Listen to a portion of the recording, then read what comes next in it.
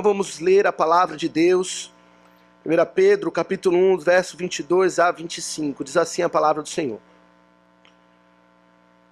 Tendo purificado a vossa alma pela vossa obediência à verdade, tendo em vista o amor fraternal não fingido, amai-vos de coração uns aos outros ardentemente, pois fostes regenerados não de semente corruptível, mas de incorruptível, mediante a palavra de Deus, a qual vive e é permanente.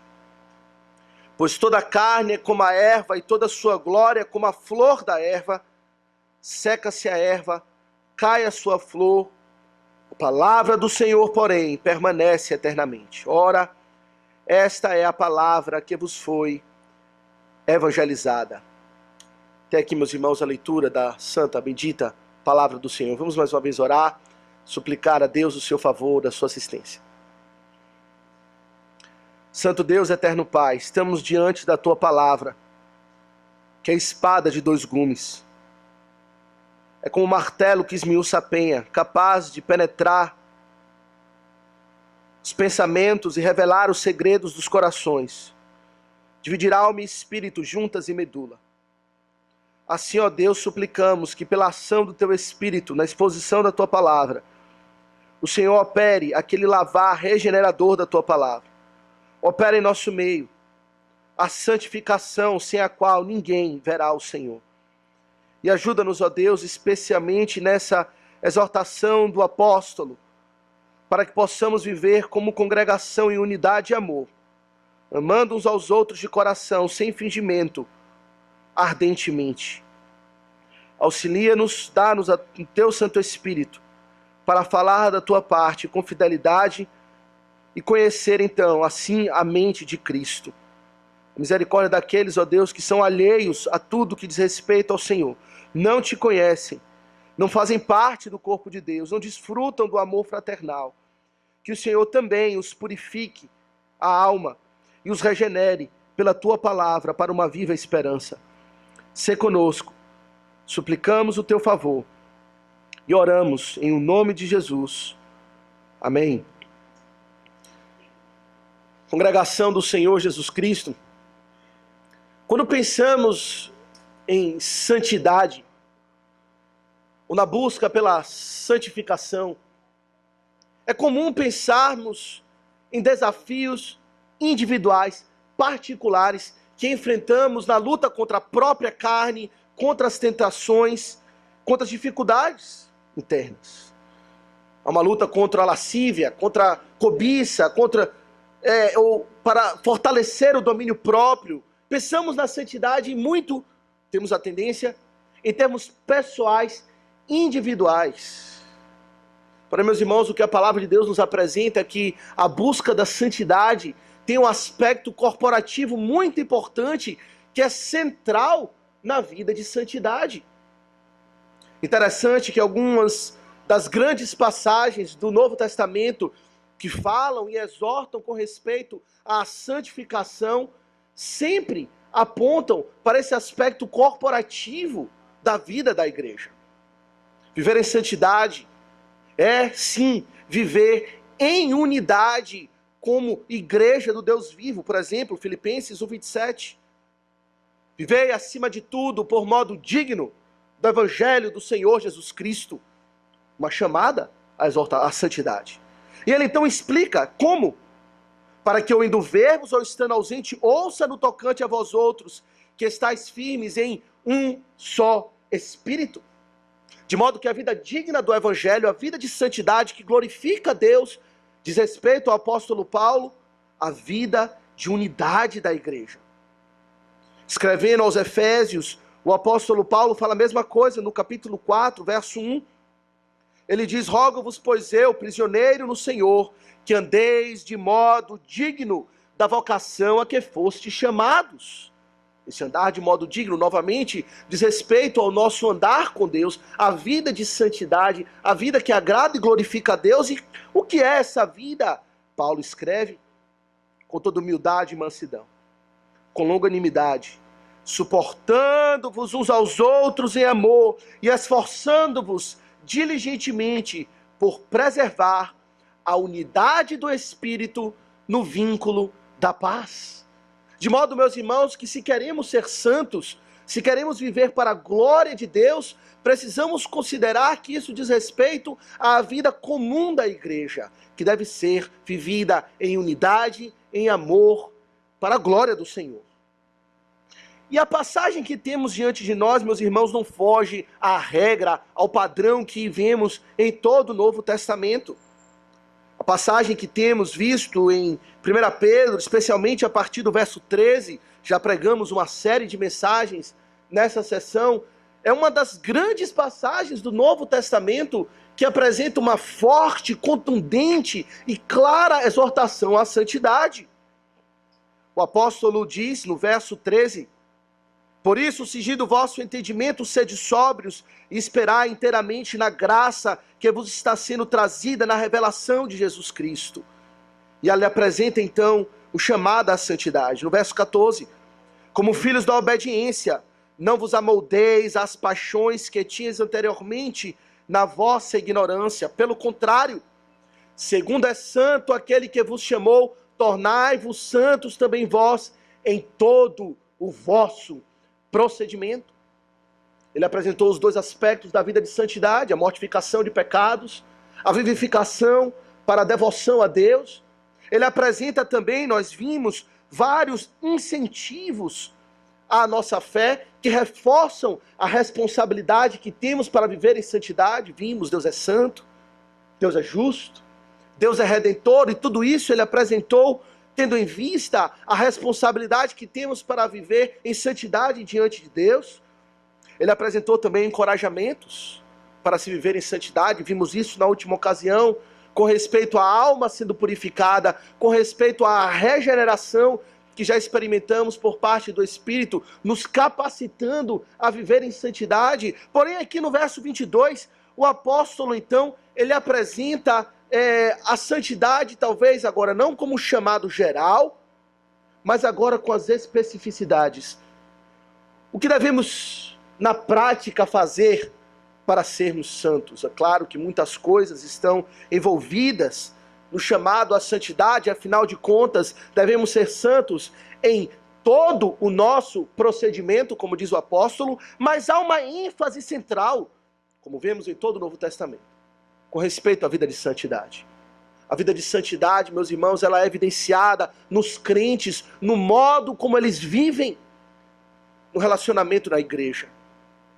E diz o apóstolo Pedro, então, que a vida de santidade, ela tem em vista o amor fraternal não fingido, por meio do qual temos que amar de coração uns aos outros ardentemente. Esse é o texto, é a expressão que queremos considerar nesta noite.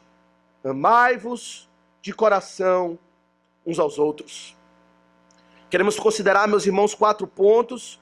Em primeiro lugar, queremos considerar a exortação central, aspectos gerais da exortação do apóstolo, para amarmos uns aos outros. Em segundo lugar, queremos considerar que tipo de amor é aqui exigido de nós. Em terceiro lugar, a qualidade do amor, que também é exigido de nós aqui nessa passagem. E por último, queremos considerar a condição ou o pré-requisito para o exercício desse amor fraternal aqui exigido de nós. Então, iremos concluir, se Deus quiser, com algumas importantes aplicações para a nossa vida espiritual. Primeira coisa, então, meus irmãos, que queremos considerar é a exortação central que o apóstolo Pedro apresenta-nos aqui nessa passagem. Verso 22. Tendo purificado a vossa alma pela vossa obediência à verdade, tendo em vista o amor fraternal não fingido, e agora a exortação: amai-vos de coração uns aos outros ardentemente. Aqui está, meus irmãos, a exortação para a vida da santidade. Se alguém lhe perguntar o que é ser santo, o que significa andar de um modo do inteiro agrado de Deus, um modo digno do Evangelho pelo qual nós fomos chamados, aqui está algo concreto e palpável que você pode explicar, que diz respeito à vida de santidade. Santidade diz respeito ao amor que temos uns para com os outros. Amai-vos uns aos outros. Meus irmãos, o apóstolo aqui não está dando um conselho, ele não está dando uma sugestão, mas ele apresenta o mandamento da parte de Deus. Ele escreve aqui no imperativo. Ele está dando uma exortação com toda a sua autoridade apostólica para escrever em nome do Senhor Jesus Cristo, que repousa sobre os nossos ombros como igreja a obrigação, o dever, a responsabilidade de amar uns aos outros. O que significa, meus irmãos, amar um ao outro? Sabemos que é difícil, né? Definir o amor é um sentimento tão complexo, tão profundo, tantas implicações, tantas facetas. É muito difícil definir o que é o amor, mas o puritano Thomas Watson, ele sugere que o amor, ele é uma doce e graciosa afeição, por meio do qual nós desejamos e procuramos o bem do objeto amado. É uma doce e graciosa afeição, por meio do qual nós desejamos e promovemos na prática o bem do objeto amado. É verdade que, em certo sentido, amor envolve sim afeição, como diz o puritano. Envolve sentimentos que diz respeito à ligação, à atração, ao afeto que temos para com alguém, mas primordialmente não é a afeição em si, especialmente do ponto de vista bíblico, mas a ação que é fruto desse sentimento. Aquele que ama, ele promove o bem. Ele busca o bem e não o mal daquele que ama. O amor, conceito moderno, é pura emoção, não é? É puro sentimento, é puro desejo e prazer, mas não tem muito esse foco de buscar o bem, mas no sentido bíblico, sim, meus irmãos, amar é buscar o bem e promover o bem do objeto amado. Eu acho que a melhor definição do que significa amar é dado, obviamente, pela própria palavra de Deus, e eu creio que está lá em Colossenses 3:11. Colossenses 3:11 diz que o amor, ele é o vínculo da perfeição. Nos meus estudos eu simplesmente fiquei impressionado com essa definição de amor. Amor é o vínculo da perfeição. Ou como diz numa outra tradução, amor é o elo perfeito. E a ideia aqui é o seguinte: imagine você tem que juntar duas superfícies, colar dois materiais um no outro.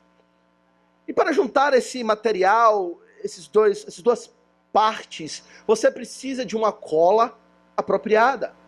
Não, você não pode usar qualquer material, você não pode usar qualquer tipo de cola. Você tem que usar a cola que é própria para aquele material, que vai, de fato, unir as partes e promover o bem maior da união, e os dois materiais estarão unidos e terão um propósito para agir juntos, e não haverá prejuízo para nenhuma das partes, mas sim haverá uma boa junção das partes por meio daquela cola apropriada. Então o amor, é essa cola, é esse elo que promove a união perfeita entre duas pessoas. A melhor maneira de unir duas pessoas, para que elas estejam juntas em perfeição, para que todo o seu relacionamento, em todos os aspectos, emocional, em termos de ação, em termos de decisão, promova a união das partes e o bem das duas partes. A melhor forma de uni-las é o amor. O amor é a cola perfeita, é o elo perfeito para se unir duas partes. E é isso que nós somos chamados a exercitar em resposta à chamada de santidade. Porém, a segunda pergunta que devemos responder ao considerar essa exortação, a primeira sendo o que é amar, a segunda é quem nós somos chamados para amar aqui. Meus irmãos, quando consideramos o amor, nós podemos ter objetos diferentes, pessoas diferentes que amamos. Existe o amor materno, tão importante, tão profundo, o amor pelos seus filhos. um amor tão especial, incomparável em muitos aspectos. Existe o amor romântico, amanhã é dia dos namorados, dia de exercer o amor romântico para com o cônjuge, onde você de fato ama aquela pessoa que de fato é o seu companheiro, ou sua esposa, ou seu marido. Existe o amor de amizade, pessoas que são tão próximas a nós e nos ajudam na nossa vida, e temos uma profunda amizade, conselheiros, e a essas pessoas concedemos um amor de amizade. A Bíblia também fala até mesmo de amor pelos inimigos. Devemos amar aqueles que nos perseguem. Porém, não é nenhum desses objetos que o apóstolo Pedro tem em mente aqui. Obviamente devemos amar os nossos filhos, amar os nossos amigos, amar os nossos inimigos, mas a exortação que ele nos apresenta aqui, meus irmãos, é com respeito ao amor exercido na igreja. O amor que temos uns para com os outros. Amai-vos uns aos outros ardentemente. É o amor fraternal, é esse que ele escreve aqui. Tendo purificado a vossa alma pela obediência à verdade, tendo em vista o amor fraternal, o amor entre irmãos. Amor fraternal aqui, meus irmãos, é no original uma só palavra, é a palavra, muitos de nós conhecemos, é a palavra Filadélfia, nome até de uma cidade, que é uma palavra composta que diz respeito a philo, amor, é uma das palavras gregas para amor, e adelphos, que é a palavra para irmãos. Assim, o que ele nos apresenta, nos exorta e nos obriga a exercer é o amor que temos, o que devemos ter de uns para com os outros, para com os irmãos na fé. E de fato o apóstolo Pedro está escrevendo a esses. Ele escreve aos eleitos, ele fala logo na sua introdução da carta, aos eleitos segundo a presciência de Deus, aqueles que foram regenerados para uma viva esperança. Esses são os que recebem a carta e em conjunto são agora exortados a amar um ao outro.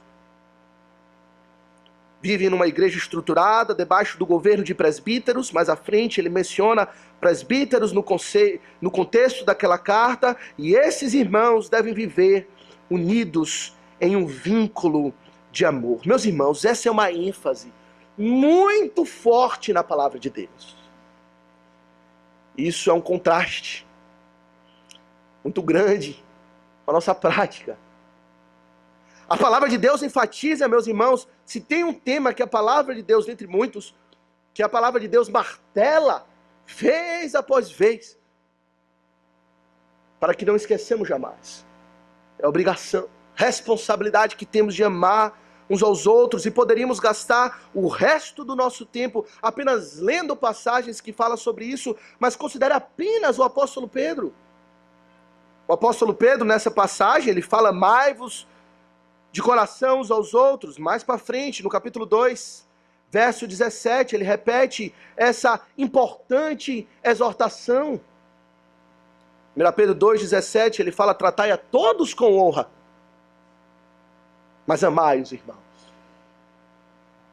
Todos os homens são dignos de honra e respeito, por serem feitos à imagem e semelhança de Deus, mas há sobre os crentes uma obrigação especial, não apenas de honrar a todos, mas de amar os irmãos. Novamente, isso é uma ênfase na palavra de Deus, capítulo 3, verso 8, dessa mesma carta, Pedro repete essa exortação. 1 Pedro 3,8, ele fala: finalmente, sede todos de igual ânimo, compadecidos, fraternalmente amigos, e misericordiosos e humildes, fraternalmente amigos, exercendo um amor fraternal na igreja. Novamente, uma carta tão pequena, mas que ele repete ainda essa exortação no capítulo 4, verso 8. 1 Pedro 4,8, ele fala de novo: acima de tudo, porém, tende amor intenso uns para com os outros, porque o amor cobre a multidão de pecados. E se olharmos a segunda carta do apóstolo Pedro, logo no início, quando ele fala daquela série de virtudes que devemos associar à nossa fé, o clímax de todas as virtudes que devemos associar à nossa fé é o amor fraternal, em 1 Pedro 1,7. Ou 2 Pedro, 2 Pedro 1,7. Quando ele diz que com a piedade devemos adicionar a fraternidade, e com a fraternidade o amor. De modo, meus irmãos, que fica claro pelo que o apóstolo Pedro, e aqui apenas olhamos as cartas do apóstolo Pedro, e há muito sobre isso em todo o Novo Testamento, deixa claro para nós que é uma obrigação, é um dever moral que temos de amar uns aos outros. Não é opcional.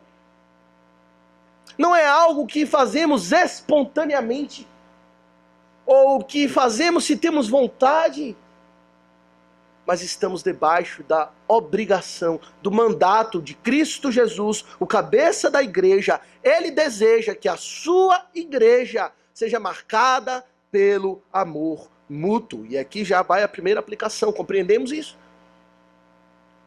Compreendemos e temos claro em nossa mente que pesa sobre nós essa responsabilidade, que devemos amar uns aos outros, fraternalmente. Em segundo lugar, meus irmãos, queremos nos concentrar e compreender o que o apóstolo, ainda mais alguns detalhes do que o apóstolo nos apresenta, considerando a seguinte pergunta: que tipo de amor o apóstolo Pedro aqui requer de nós? Obviamente que ele falou que é o amor fraternal. E quando se fala em amor fraternal, nós entendemos que há um limite com respeito a quem se deve amar. Ele está falando aqui a respeito do amor que é dado aos irmãos da fé, aqueles que de fato fazem parte da mesma igreja de Cristo. Mas o limite ou a especificidade do amor fraternal não diz respeito apenas a quem se ama, mas também ao motivo pelo qual essa pessoa é amada. Os irmãos da igreja devem amar uns aos outros por uma razão principal: porque são irmãos. Esse é o motivo pelo qual devemos amar uns aos outros. E é importante considerar isso, meus irmãos, porque podemos ter a tendência de justificar a nós mesmos e pensar: eu de fato, eu amo as pessoas da igreja. Eu amo estar na igreja, eu gosto demais daquelas pessoas. São pessoas que são tão agradáveis, eu gosto de conviver com elas. Eu tenho um amor profundo por elas, mas eu lhe pergunto: qual é a razão? Qual é o motivo pelo qual você ama tais pessoas? E são inúmeros os motivos pelos quais podemos amar as pessoas da igreja. Podemos ter aquele amor de panelinha da igreja, todos nós conhecemos. O amor de panelinha. Que é amar as pessoas da igreja que têm o mesmo interesse, que nos identificamos mais. E isso existe. Não vamos mentir. O amor de panelinha existe. Aquelas pessoas que dentro da igreja têm a nossa preferência, o nosso cuidado maior. E para com essas pessoas, toda a benignidade, toda a paciência, todo o interesse, todo o amor sacrificial. Mas é um amor de panelinha. É o amor das pessoas que fazem parte do seu grupinho. Sim, são irmãos. Mas o amor não é porque é irmão, mas é porque faz parte da sua panelinha. Existe o amor entre os irmãos da igreja de vivência. Ora, algumas pessoas aqui convivem já há muitos anos. Eu fico pensando aqui dos membros da igreja, talvez apenas Silene Braz, Priscila, Deó, me viram desde pequeno. Convivemos já há muitos anos como igreja, membros da igreja, e há aquele amor que temos um pelo outro, pelo fato de termos uma história juntos. São irmãos da igreja e vivemos já há muito tempo juntos e temos fotos pequenos e toda aquela história, todas histórias para contar, toda uma experiência juntas e de fato cultivamos esse amor para com os irmãos da igreja, mas o motivo é porque temos uma história juntos. Mas não é bem isso que o apóstolo Pedro, está apresentando aqui. Há também o amor de carência, não é? Amamos as pessoas da igreja porque temos necessidade de amar e ser amado. Isso faz parte da existência humana. O próprio Senhor Jesus, o próprio Senhor disse na criação: não é bom que o homem esteja só. fala isso com respeito ao casamento, mas isso se aplica a toda a sociedade. O homem foi criado para viver em sociedade. E há no homem o desejo de amar e ser amado. E as pessoas da igreja são pessoas maravilhosas para amar e serem amados. Pessoas exemplares na moral, pessoas que vão ser boas influências na minha vida, na vida dos meus filhos, e suprem essa necessidade que eu tenho de ter um companheiro, de ter uma amizade, um amor de carência. Mas o amor fraternal, meus irmãos, não diz respeito à carência, à vivência, nem à panelinha, não tem nada disso. O amor que devemos exercer uns para com os outros é pelo fato único, exclusivo de sermos irmãos. O amor fraternal limita a quem devemos amar.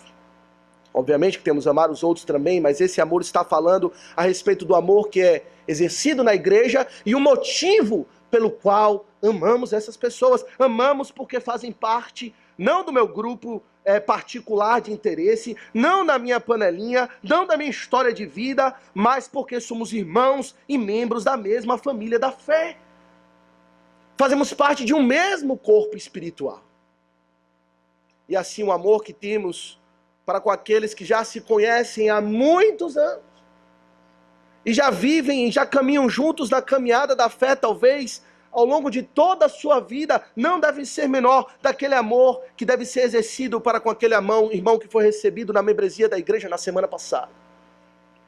Ambos são irmãos, fazem parte do mesmo corpo da fé. O puritano Robert Leighton, comentando sobre essa passagem, ele diz o seguinte: o mesmo sangue corre nas nossas veias. Temos o mesmo Pai, o mesmo Espírito dentro de nós, o mesmo Senhor Jesus Cristo, o cabeça daquela gloriosa fraternidade, o primogênito dentre muitos irmãos. Amamos uns aos outros porque somos uma família, a família da fé. Portanto, temos que amar uns aos outros, independente das afinidades ou das questões naturais.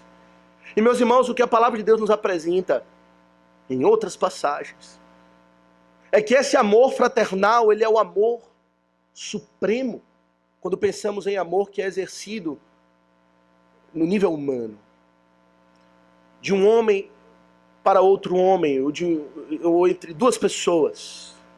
Amor fraternal é o amor supremo. Em primeiro lugar, foi com esse tipo de amor com que Cristo nos amou. Ele nos amou como irmãos. Ele é o primogênito entre muitos irmãos, Romanos 8, 29. Ele não se envergonha de nos chamar irmãos, Hebreus 2, 11. Ele exerceu para conosco esse amor fraternal. Esse amor é supremo, meus irmãos, porque esse amor é formado pelo vínculo precioso do sangue de Jesus Cristo. Se falamos que o amor é uma cola perfeita, que é a melhor maneira de unir pessoas, então o amor fraternal é a cola das colas, porque o substrato dessa cola não é outro senão o sangue de Cristo. O que nos une não é interesse, não é o tempo pelo qual nós vivemos juntos, não é o fato de termos o mesmo DNA, ou melhor, temos o mesmo descendência, sermos da mesma família de sangue, mas sim é o sangue de Jesus Cristo, que o apóstolo Pedro já apresentou aqui, é o sangue de cordeiro, como de defeito, sem mácula, mais precioso do que o ouro que perece. É esse sangue que nos une. São os santos vínculos da cruz, inquebráveis, que nos une como irmãos. O Senhor Jesus Cristo, uma vez, ele fala a respeito disso, quando naquela certa ocasião ele está pregando a palavra e está cercado por uma multidão, por várias pessoas, e então chega a sua família, seu pai, sua mãe, sua mãe, seus irmãos, e querem falar com Jesus. Talvez repreendê-lo, porque até aquele momento não tinham compreendido ainda quem ele era, ou a dimensão do seu ministério. E o Senhor Jesus Cristo, meus irmãos, ele fala categoricamente que os seus irmãos, está em Mateus 12, verso 46, que os seus irmãos, sua mãe, são aqueles que ouvem a sua palavra. e obedecem os seus mandamentos. Esse ele os considera como de fato a sua família primordial, especial. De fato existe isso. Se não fosse Cristo, meus irmãos, sequer conheceríamos uns aos outros, não é? Somos pessoas tão diferentes, que têm interesses particulares tão diferentes, histórias de vida tão diferentes, temperamentos diferentes, gostos diferentes, mas temos uma coisa em comum, que é mais importante do que qualquer outra coisa que possa existir nessa vida terrena. Todos fomos lavados com o sangue do Senhor Jesus Cristo. E por meio desse sangue lavados dos nossos pecados e unidos uns aos outros. O amor fraternal, meus irmãos, ele é o amor supremo, porque ele é o amor eterno. O maior vínculo natural que existe nessa terra, meus irmãos, é o vínculo matrimonial. Não há nenhum outro vínculo que a palavra de Deus diga que dois se tornam uma só carne. E mesmo o relacionamento com os nossos filhos tem a grandeza do relacionamento matrimonial, quando dois de fato se tornam um. Porém, o amor matrimonial, por mais especial, doce, profundo que seja, ele é temporário.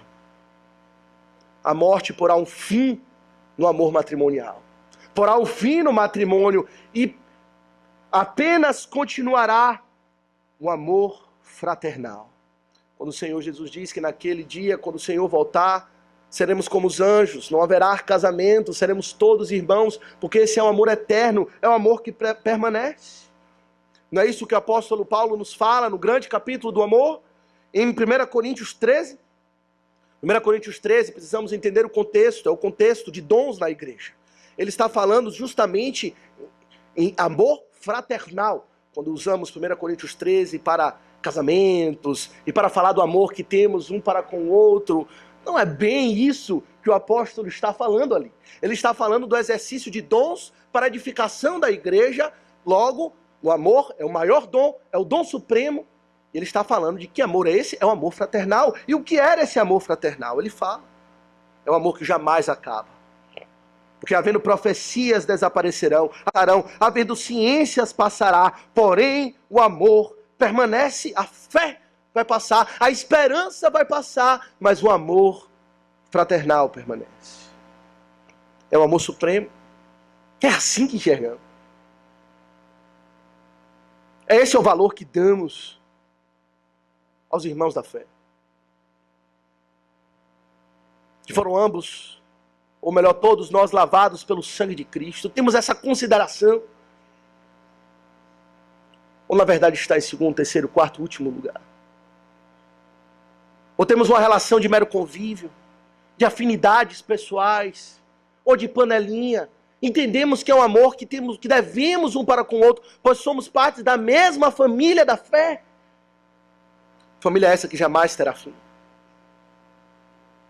Meus irmãos, esse amor deve ser exercitado na igreja e não de qualquer maneira. Mas o apóstolo não apenas apresenta para nós a exortação, nem as características desse amor, mas ele fala, em terceiro lugar, como esse amor deve ser exercitado. Esse é o nosso terceiro ponto. Ele poderia simplesmente dizer, amai-vos uns aos outros, fraternalmente, e pronto.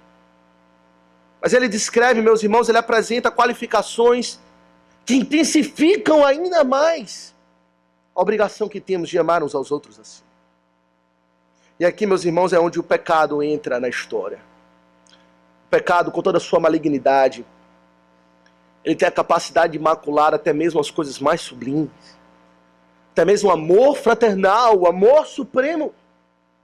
Ele é maculado pelo pecado e corre o risco de ou negligenciarmos esse amor ou de exercermos da pior maneira possível. Isso não é raro de se ver. É por isso que então o apóstolo apresenta qualificações importantes. A primeira qualificação que ele apresenta, meus irmãos, é com respeito à sinceridade no exercício desse amor. Ele diz, tendo em vista o amor fraternal não fingido, amai-vos de coração uns aos outros. Um amor que não pode ser fingido, não pode, mas deve vir do coração, diz o apóstolo Pedro. Expressão aqui usada para falar não fingido, o amor fraternal não fingido, é literalmente um amor sem hipocrisia. É um amor sem fingimento, sem máscara, sem um teatro que é tão comum no exercício do amor fraternal. E a palavra de Deus, novamente, é enfática nesse ponto. O próprio apóstolo Paulo, em Romanos 12, 9, diz: o amor seja sem hipocrisia. 2 Coríntios 6, 6, ele fala na pureza, no saber, na longanimidade, na bondade, no espírito, e ele conclui no amor não fingido. E aqui, meus irmãos, Pedro apresenta a terrível possibilidade. Eu diria, uma possibilidade não muito improvável, muito comum, de termos um relacionamento exteriormente que aparenta ser harmonioso, cheio de amor, tranquilo, saudável, mas que internamente é oco, é vazio, quando não, é preenchido por todo tipo de ódio, antipatia e sentimento ruim. Meus irmãos, o amor fingido é uma desgraça.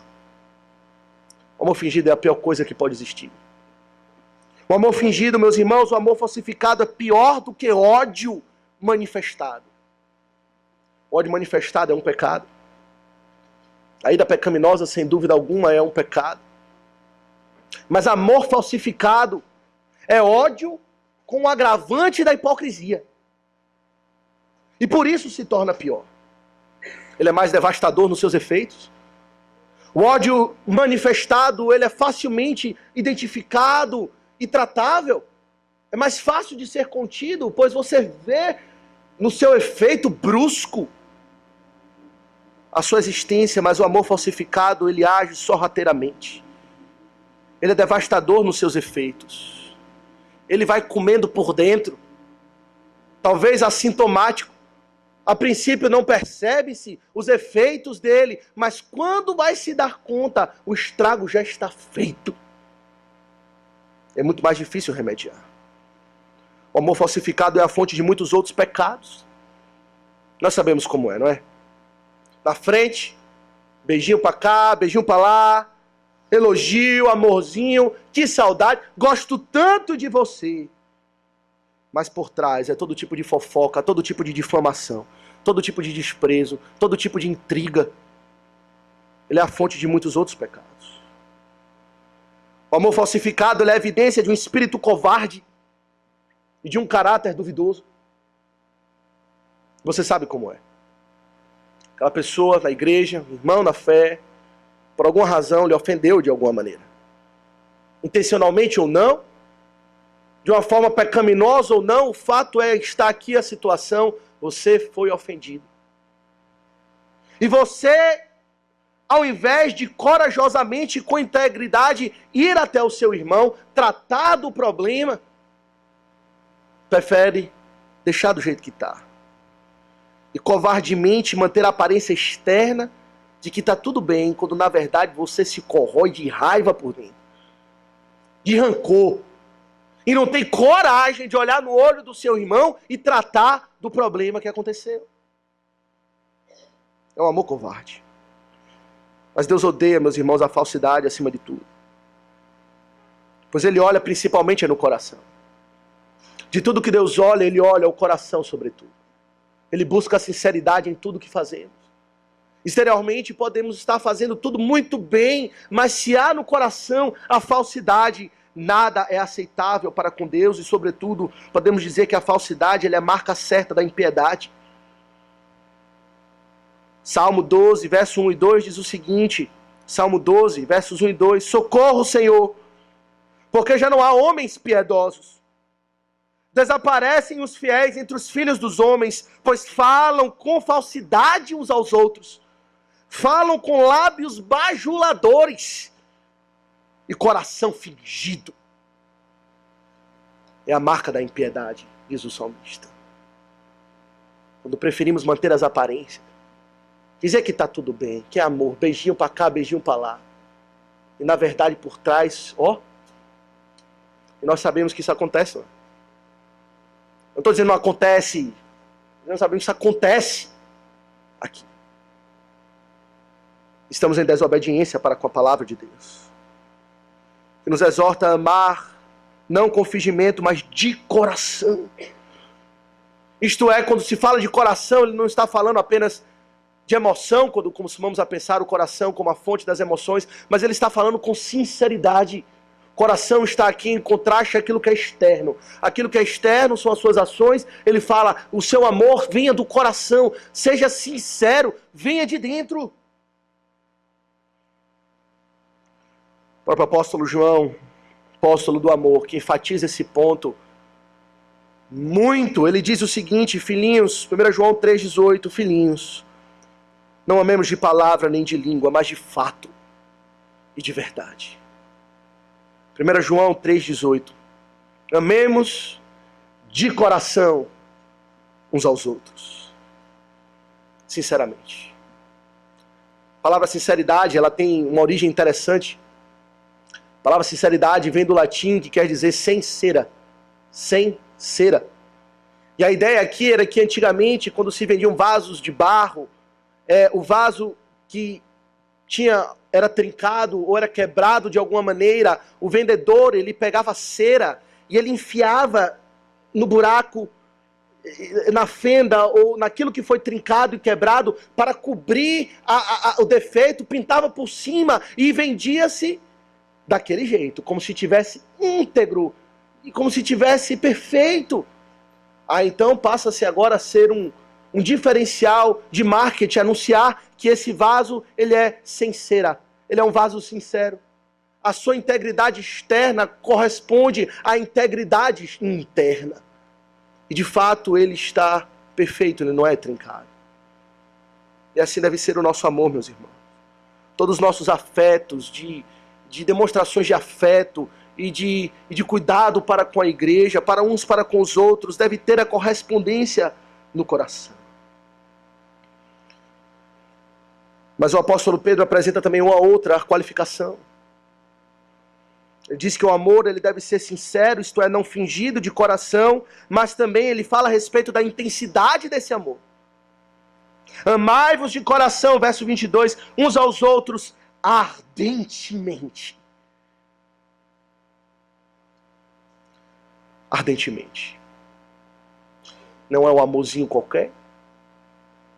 Não é uma honra, um respeito, uma certa estima e apreço moderado, ou até mesmo elevado.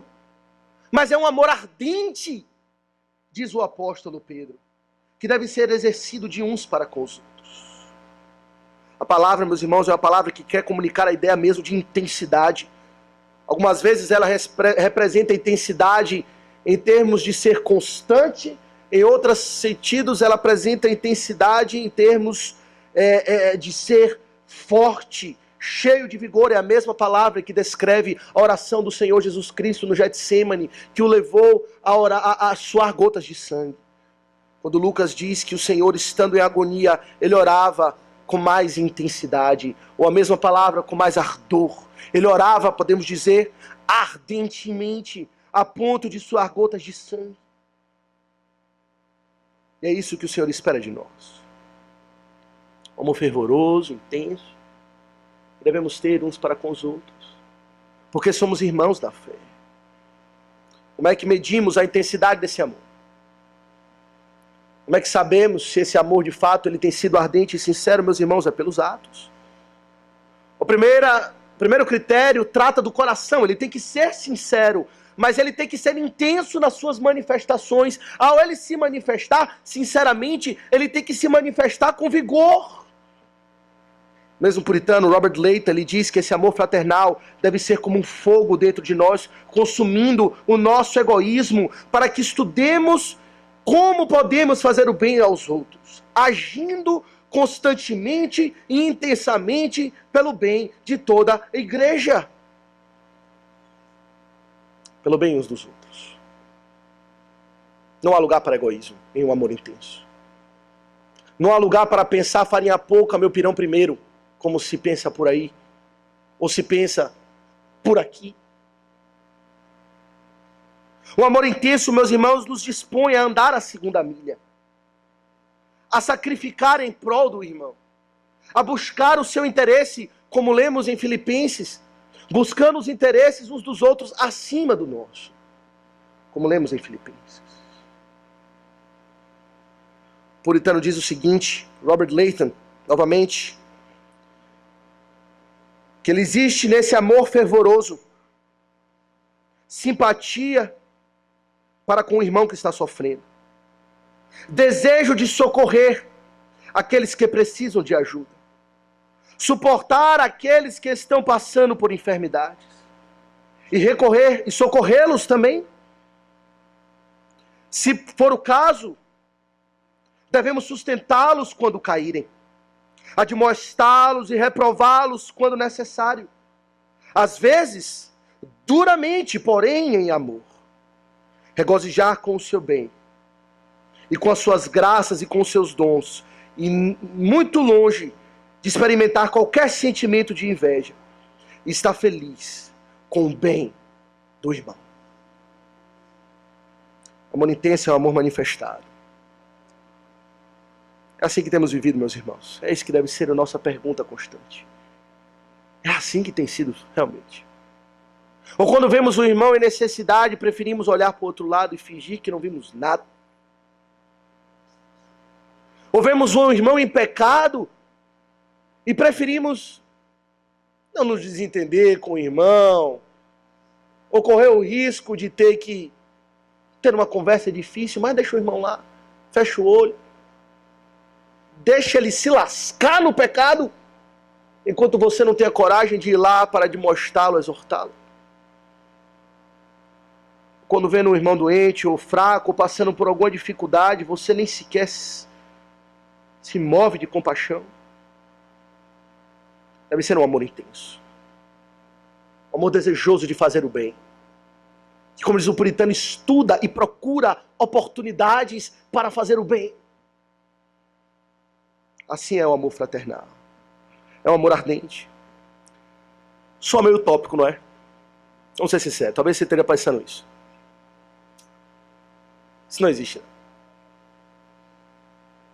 Isso aí é utopia. Eu não conheço lugar assim. Talvez a sua experiência você negue que isso é possível. Ou talvez pela amargura que você tem no seu próprio coração, você tenha sido levado a uma posição cínica que não acredita mais no poder de Deus. Mas a palavra de Deus, meus irmãos, nos apresenta não apenas a exortação, e de fato ela é elevada. Eu reconheço isso. Sou utópico, sou difícil, sou elevado.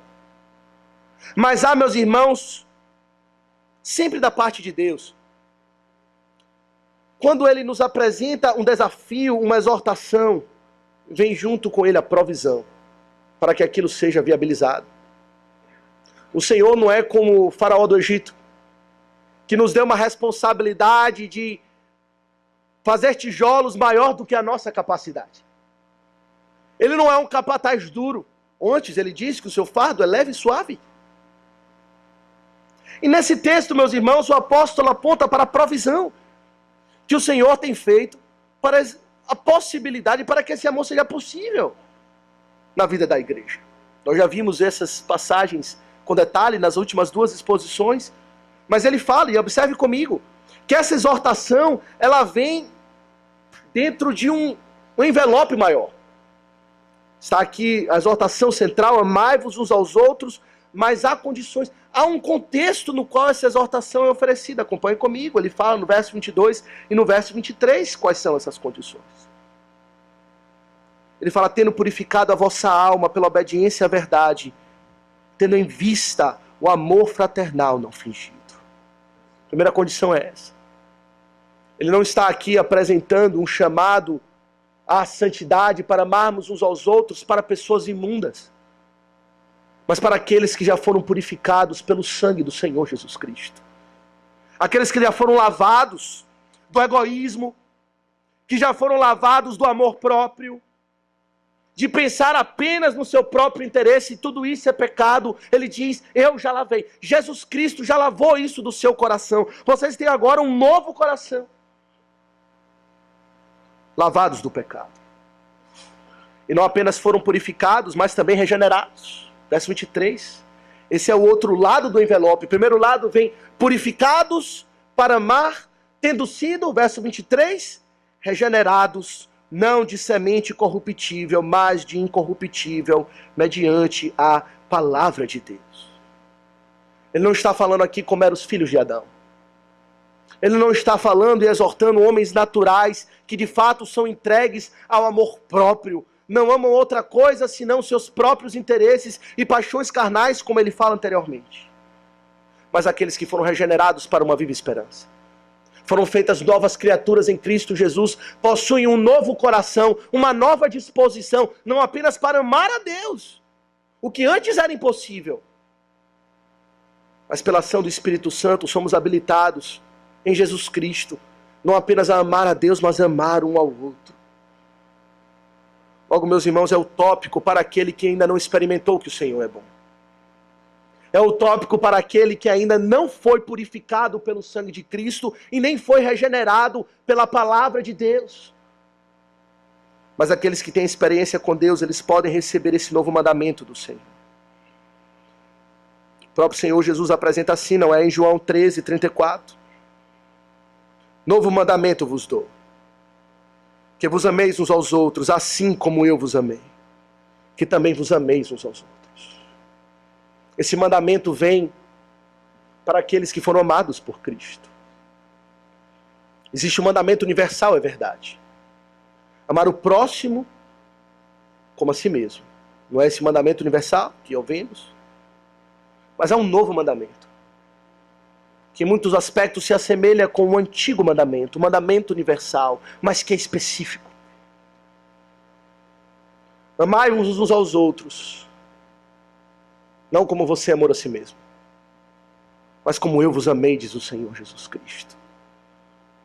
E quando experimentamos o amor de Jesus Cristo, meus irmãos, no coração, nada é impossível para Deus. E podemos amar uns aos outros assim como Ele nos amou. Amai-vos uns aos outros de coração, com amor fraternal, não fingido, ardentemente, diz o apóstolo Pedro. Meus irmãos, eu gostaria de concluir com algumas palavras de aplicação.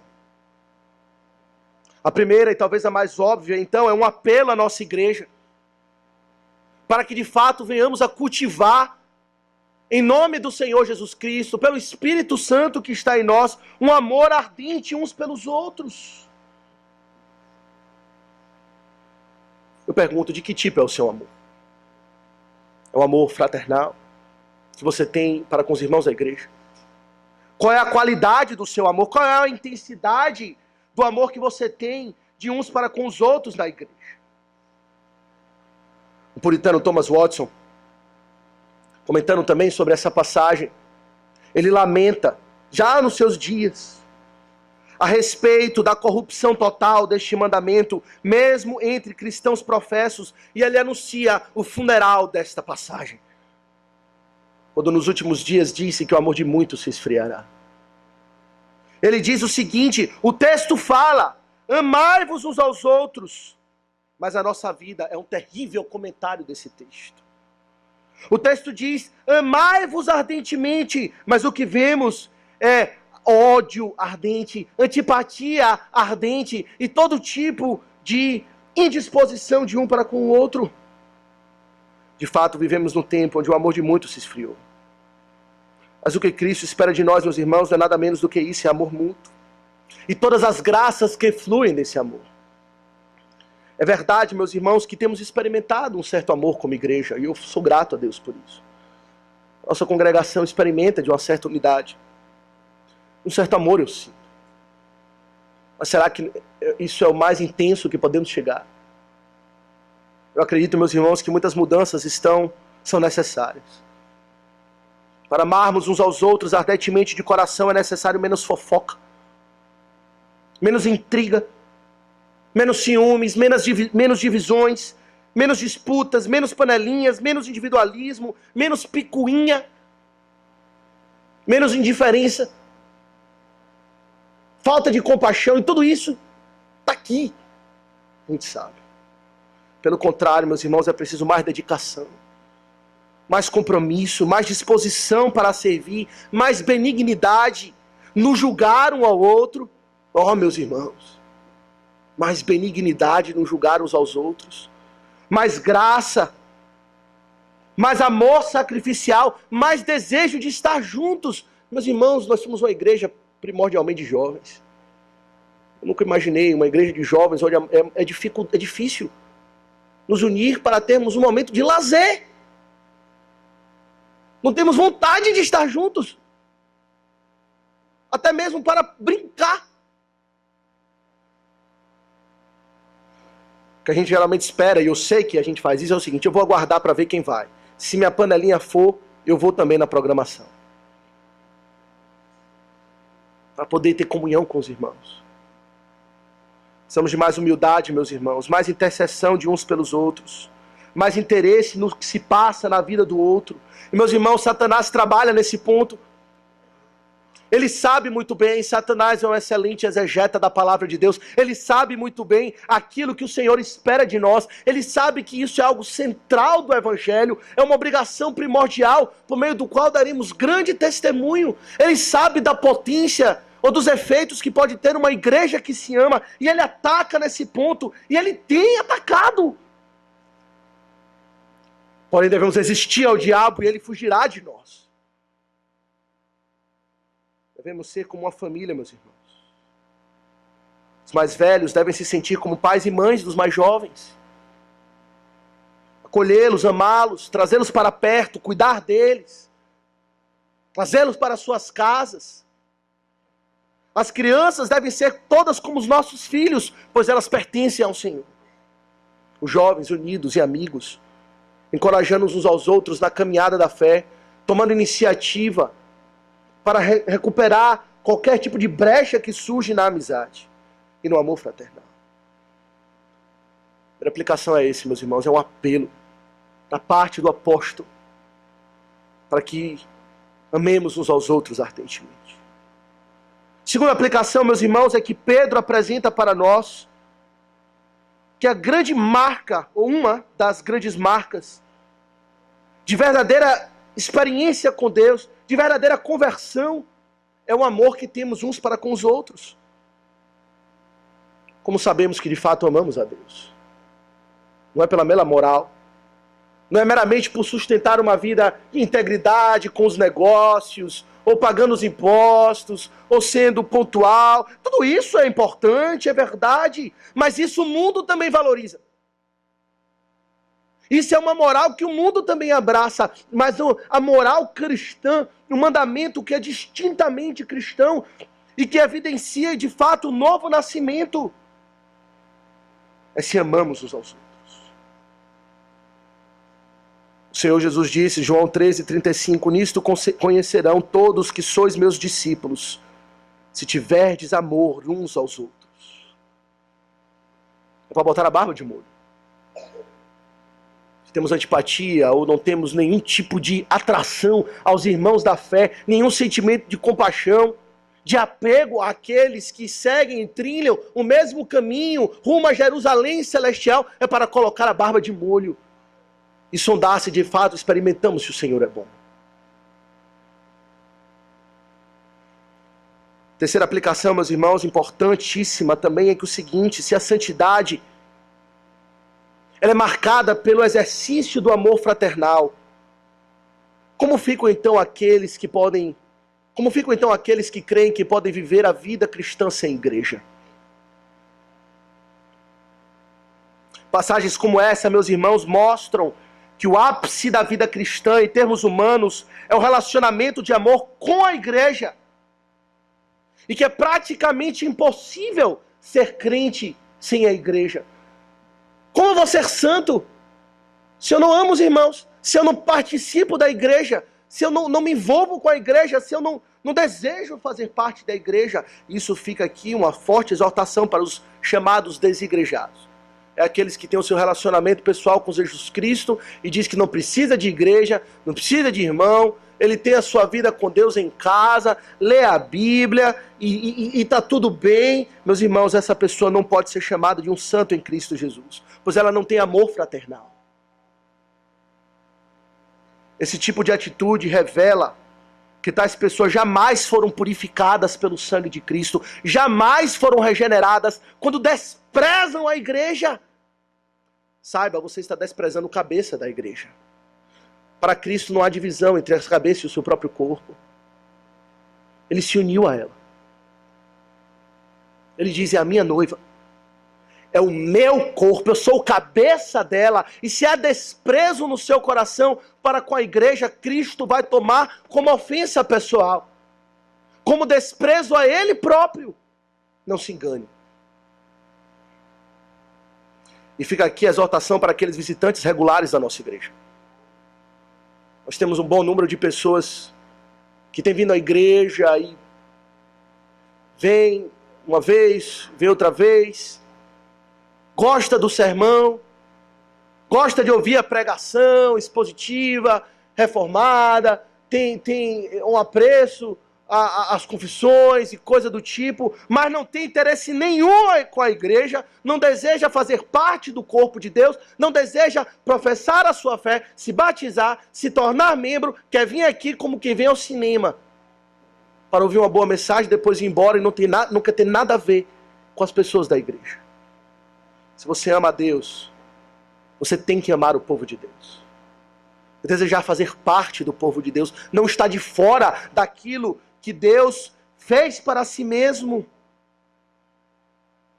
Você não pertence ao corpo. Não usufrui do amor fraternal. Está de fora. E precisa buscar ao Senhor Jesus Cristo. E por último lugar, meus irmãos, aplicação.